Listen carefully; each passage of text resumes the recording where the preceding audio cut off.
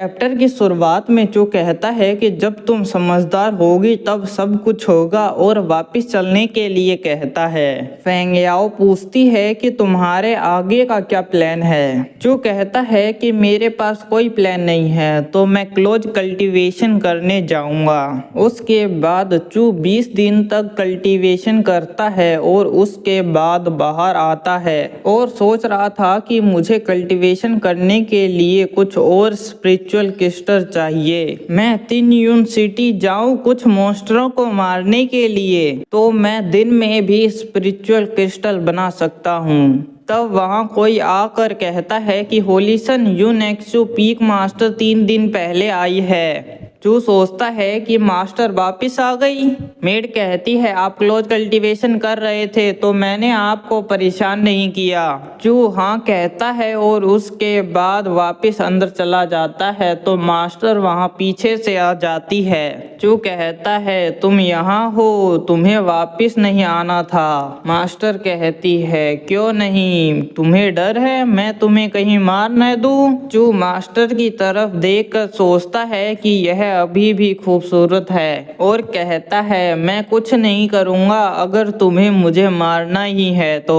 मैं चिंता कर रहा था, अगर आपको बुरा लगा तो मुझे भी बुरा लगेगा आपको देखकर। मास्टर कहती है तुम्हें बुरा लगता है। चू मास्टर के पास आकर कहता है हाँ मुझे भी बुरा लगता है और मास्टर को गले लगाता है। मास्टर ट्रेडी डिसिपल कहती है तो चू आई मिस यू कहता है। मास्टर कहती है मैं तुम्हें मिस नहीं कर रही थी, मेरा मन तो तुम्हें काटने का कर रहा था। चू मास्टर कहता है तो मास्टर कहती है ट्रेडी डिसिपल तुम मुझे दोबारा क्यों बुला रही हो। तभी चू मास्टर को किस करता है और पीछे हाथ लगाता है। मास्टर कहती है ट्रेडी डिसिपल मुझे छोड़ दो और सोचती है मुझे लगता है मैं इसके हाथों से मेरी पूरी जिंदगी में कभी नहीं बच पाऊंगी। चू किस करते हुए कहता है कि मास्टर मैं इतने दिनों से प्रैक्टिस नहीं की है तो मेरी टेक्निक कम हो गई है, तो आज आप मुझे कुछ लेसन क्यों नहीं देती। मास्टर कहती है ट्रेडी डिसिपल और आगे आपको पता है क्या होएगा,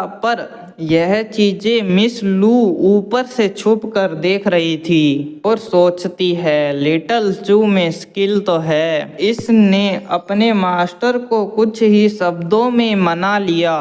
अरे हाँ मैंने यह नोटिस क्यों नहीं किया, जो लड़कियां चू को पसंद करती हैं वो सभी चू से उम्र में बड़ी हैं, मैं उसकी आंखों में हूँ, मैं क्या करूँ, और हंसती है। उसके कुछ देर बाद देखते हैं उनका लेसन खत्म हुआ था। मास्टर कहती है ट्रेडी डिसिपल तुम्हारा हाथ हटाओ, तो चू मास्टर को जोर से पकड़ लेता है। मास्टर कहती है तुम मेरा यूज कर रहे हो, और सर दूसरी तरफ घुमा कर कहती है कि तुमने मेरे साथ ऐसा व्यवहार इसलिए किया ताकि तुम मेरा फायदा उठा सको। चू कहता है मैं तुम्हारा यूज कैसे कर सकता हूँ, मैं तुम्हारी रिस्पेक्ट करता हूँ और रीपे करना चाहता हूँ जल्दी से जल्दी। मास्टर कहती है स्टूपिड।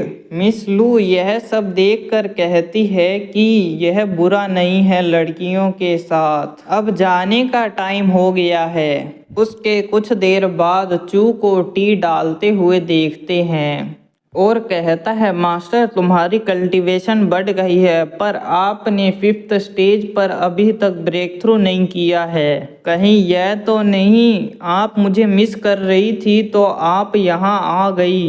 मास्टर कहती है तुम ज़्यादा सोच रहे हो, मेरे पास एक मिशन है तो मैं होली ग्राउंड की तरफ निकल रही हूँ। मुझे यकीन है तुमने सेंटर स्टेट के बारे में सुना होगा, उसमें सीक्रेट रेलम में दाओ सीक्रेट टेक्निक के बारे में, तो ह्यूमन ही नहीं मॉन्स्टर फोर्स भी एक्शन ले रही है। तो कहता है होली ग्राउंड भी इसमें हिस्सा ले रहा है। मास्टर कहती है कि Sen king level cultivator action ले रहे हैं, तो होली मास्टर अभी सही नहीं हुई है, तो ह्यूमन डिसएडवांटेज में है। चू कहता है मास्टर भी क्यूआई हुंग माउंटेन पर जा रहे हैं। मास्टर कहती है कि मास्टर इस टेक्निक को लेने के लिए कुछ भी कर सकते हैं। तो मैंने एल्डर मुंह से सुना है कि मिस लू एक प्रीसोडु एम्परर है। चू कहता है वह थी, पर अब वह आधी प्रीसोडु एम्परर है। मास्टर कहती है कि अगर मास्टर ने अटैक किया तो